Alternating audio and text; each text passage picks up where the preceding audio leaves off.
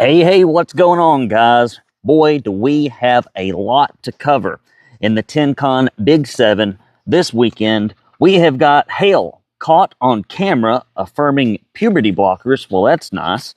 It's Pride Month in Tennessee, and there may be some drag shows for kids. We're not quite sure yet. Property tax increases are rampant. Yet, for some reason, and I can't explain why, RINOs kind of don't do anything about putting a cap on it.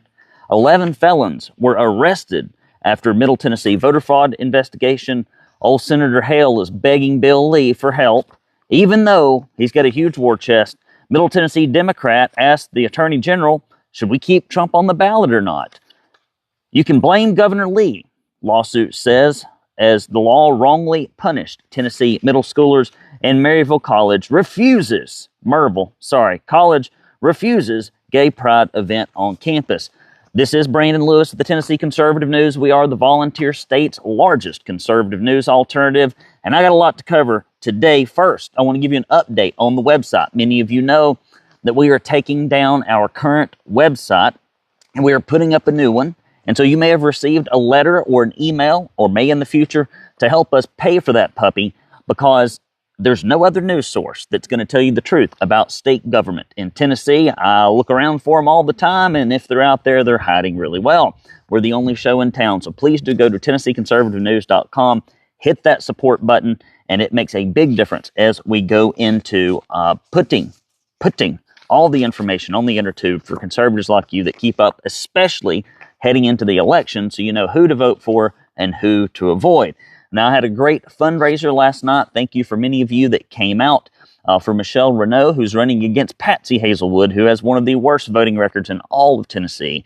And we had a great turnout. We put quite a bit of change in the kitty, and it's going to be more than enough to take Patsy Hazelwood's awful, terrible, vomit-inducing voting record to all of the 304 and 404 primary voters.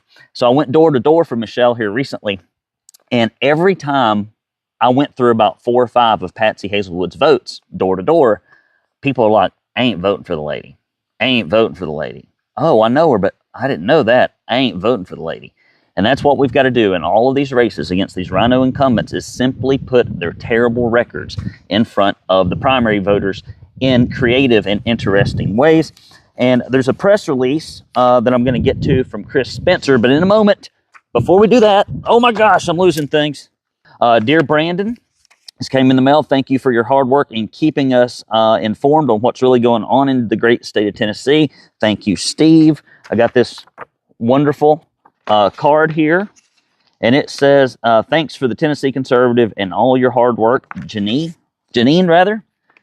Here's one. It says, Brandon, this is from Stuart. It was a pleasure to meet you at the Moms for Liberty. I'm a little behind on my mail. Event in Franklin, Williamson County. Enclosed is a grant and aid for your new website build. This is especially important because we're moving into primary seasons, and for the next 3 months or so, we're going to need to keep up. So thank you, Stuart, for sending that in. And I got one more here. Keep up all the great work. Hope this helps with rebuilding the website. Diane, thank you very much, Diane. All right, guys, on to the show. Here's a good one. Here's a good headline. I just threw this one in, guys. You're going to love it. Haile caught on video affirming puberty blockers. This is from the Chris Spencer for Senate press release. I'm just going to read it to you. Hendersonville, Tennessee. For months now, the Chris Spencer for State Senate campaign has been sounding the alarm against sitting Senator Farrell Haile's legislative record, especially his support of SB 126, which allowed the continued application of hormone-blocking agents to minors as young as 9 years old. You believe this crap? And Bill Lee supports this guy. Oh, he's got his arm around him. That's right. Here's my kind of candidate, Bill Lee says. The guy that pushes puberty blockers. And he's got a bad voting record on almost everything a mile long, Farrell Haile does. But that's what Bill Lee thinks is a good Republican, right? Apple doesn't far fall from the tree. Haile and his surrogates have flooded the market with denials that the bill actually was intended to do that, said Spencer following a meeting with the campaign team. In recent weeks, supporters have gone to local print media and blasted at me for misunderstanding what was done. The Spencer campaign has already dealt with this. And essentially what it does is it just has Haile pushing this bill on a video, like it's public record. And if you look, I think in a tweet below here, You can see that. And the proof of the embarrassment, here's the kicker, the proof of the embarrassment of the Senate Republican caucus is that they tried to cover themselves by repealing SB 126 with the very first bill of 2023, SB 001, filed by Majority Leader Jack Johnson. You know you're a RINO when you have to send Jack Johnson in to clean up your bills, okay? This is a bad bill if Jack Johnson's cleaning it up. So, guys, I'm telling you, as we go into election season, you've got to get informed, and to my knowledge, we're the only publication that's going to tell you the truth. Next story, guys, it's Pride Month. Woo! I'm so excited. Nothing like celebrating debauchery and things that are completely unbiblical and to embrace it and celebrate it. So, it's Pride Month in Tennessee, and drag performances in the presence of minors is not yet settled despite local reports. As Pride Month kicks off with a flurry, or a flurry, maybe, of Pride events across the state, there is yet to be a decision rendered by the 6th Court of Appeals on whether the law passed in Tennessee in 2023 is unconstitutional. Many other news outlets in the state continue to inaccurately report on the ruling by a federal court in the Western District as being settled in Tennessee. However, final closing arguments were given to the federal 6th Court of Appeals on February 2nd of this year, and they hadn't said anything yet. Apparently not top on their priority list. At the heart of the issue is whether or not the state can determine what sort of entertainment is classified as the language in Tennessee Code adult cabaret performance. The 2023, the General Assembly passed a law causing that type of entertainment to be confined to spaces for those that are 18 years and older, just like any other type of adult entertainment. The list of those who perform this type of entertainment was listed. Many cities assert that no one is questioning the plaintiff's right to freedom of expression, but rather the right to do so in the presence of underage children. So we'll see what this appeals court says. Who knows? What a day and age we live in where the courts and culture like, you know, is it good to have a man in a dress shaking his crotch at a kid? Is that helpful? Is that positive? Is that going to do some good for them? Jeez. All right, next story. Property tax increases, which I hate them as much as you do, rampant in Tennessee. Woo, it's windy out here. Efforts to cap increases stymied. The efforts of some Tennessee lawmakers to cap property taxes have been repeatedly stalled as property tax increases continue to be proposed by local governments throughout the state. A poll by the Beacon Center of Tennessee showed that 67% of registered voters in Tennessee support a property tax cap. And back in 2023, Representative Chris Todd had a bill that would have capped property tax increases by this, in the state by 2% plus inflation each year with an annual cap of 6%. The legislation would have applied to counties, cities, metro governments, etc. But the bill never progressed any further than being assigned to committees in the House and Senate. However, the state lawmakers did pass in 2024 to double the amount of land that falls under Tennessee's Greenbelt program. So maybe we can get Mr. Spencer to run this thing again, and maybe I don't know if it's after the election, and we probably won't get much done, but let's hope they do the right thing anyway. Next story, guys. 11 felons arrested after Middle Tennessee voter fraud investigation. No, there's no voter fraud, guys. There's no voter fraud going on. There wasn't any in 2020. There won't be any in this election, right? About like the Democrats crossing over to vote in Republican primaries, which is going to happen. It's going to run rampant in these primaries coming up. All these RINOs, the reason they never want to keep the Democrats out of Republican primaries is because they need their votes to win. They need their votes to win. You think old Hazelwood and Haile are going to be pulling in the Democrats? You better believe it. They are Democrats. So that's what's going to happen. Here we go. In January, the Tennessee Bureau of Investigation began looking into a report that 15 convicted felons had been permitted to vote in Sumner County elections. According to TBI officials, 4 of the individuals had passed away before the investigation began. The other 11 suspects were found to have registered to vote in Sumner County after they had been convicted of a felony charge. It is illegal for a felon to vote in the state of Tennessee unless that individual has undergone a process that the legislature established to restore voting rights. So it looks like this is going on. Each of the 11 suspects was charged with 1 count of illegal registering and or voting and 1 count of false entries on the official registration of election documents. Those indictments were returned by a Sumner County grand jury on May 10th. Next story. Haile for Senate. Hail no. Haile for Senate campaign begs for help. Chris Spencer for the state campaign learned of Tennessee Governor Bill Lee was summoned, slinked out of Nashville, right? Had to get out of the corporate money vault up there, him and Scrooge McDuck, as if a war chest of over $500,000, that's $500,000, is not enough to save Haile's bacon. The usual fundraising suspects are asked the governor to come and breathe some life into the campaign. The challenger says, Mr. Spencer, this tells us that our intuitions have been right all along, that incumbency in Sumner County does not guarantee re-election. No, it doesn't. I believe Sumner County's probably thrown more rhinos out than almost any other county in the state. Good luck, Haile. You're going to need it. And Sumner Christians and Countyans are paying attention to contrast between me and my opponent, who has supported numerous initiatives inconsistent with the values. So, you know, when you got Feral Haile pushing puberty blockers, and you got Bill Lee going, this is my kind of guy, and you wonder why we can't get anything done on illegal immigration, corporate welfare, transparency in government, you name it. It's because we got bad leadership, and we need to change that in the August 1st primary. Next story. The next story is we need money. That's the next story. We need money to redo the website. So if you can please consider going to TennesseeConservativeNews.com/support, or you can mail your checks to P.O. Box 625, Signal Mountain, Tennessee 37377. I'm not going to harangue you, but I'm just here to tell you, if it weren't for us telling you about these rhinos voting records, there's not another publication in the entire state of Tennessee that does what we do. And if you want us to stay around, you got to get off the dollar, right? I said this last night at the event that I had. Some people think being a conservative is about consuming 50 hours of Fox News and listening to 100 podcasts and reading 1,000 books. And then you ask them, have you ever spent a dime or a moment doing anything practical, going door to door, giving to a candidate, giving to a local state or organization? They say no. Well, how can we expect our government to get any better if we don't invest our money like the corporations invest in ruining our state? So you are on the thin red line. So do go to allay your guilty conscience to TennesseeConservativeNews.com/support, or mail P.O. Box 625, Signal Mountain, Tennessee 37377. And you get a mug and you get a koozie if you give $50 or more, or if you're a $10 recurring donation per month or better. And we're about to have some new swag. I'm going to have to try to order it this weekend, so hopefully you can get some of that. We're going to change it up heading into the election. Next story, Middle Tennessee Democrat asked the state attorney general, should Trump be on the ballot?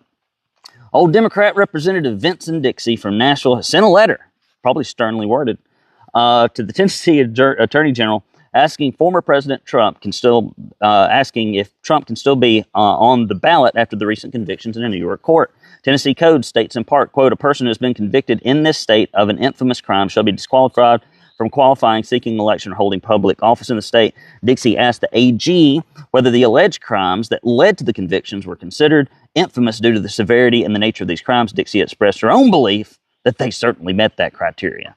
It's a kangaroo court. Guys, we've seen it. It's a double standard in this country. They weaponize the federal government just like incumbents try to weaponize the campaign and finance election board. A bunch of people put up there by incumbents. So who you think they're going to toady to? The incumbents. You could send enough documentation of collusion and conspiracy to that committee, enough to burn a wet mule with an incumbent, and it's going to get shelved. But if there's even if an incumbent sends a little note to that board, boy, they step and fetch. Folks back in their districts and where these folks live that want to silence and keep the establishment in power, it just baffles me. The second alleged crime in question was conspiracy to influence, etc. So additionally, there's nothing in the U.S. Constitution that precludes anyone from running for or being elected president while being tried for being convicted of a crime. Finally, Tennessee state law does not govern the qualifications of candidates at the federal level.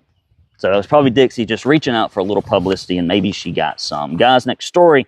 You can blame Governor Lee. Lawsuit says new law wrongly punishing Middle Tennessee, or Tennessee middle schools, rather. Okay, two families are suing Governor Lee and the Williamson County School District, saying their middle school kids were arrested, strip searched, put in solitary confinement, sent to an alternative school, and then subjected to months of home visits by social workers and probation officers after school officials misinterpreted conversations between peers as, quote, threats of mass violence.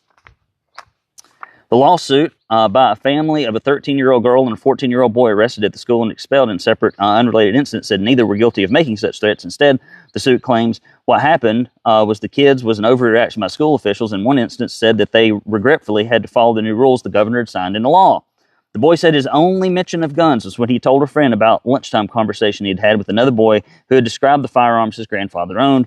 In this instance, a 13-year-old schoolgirl, a group chat message posted in jest to other girls and used an excuse for school officials.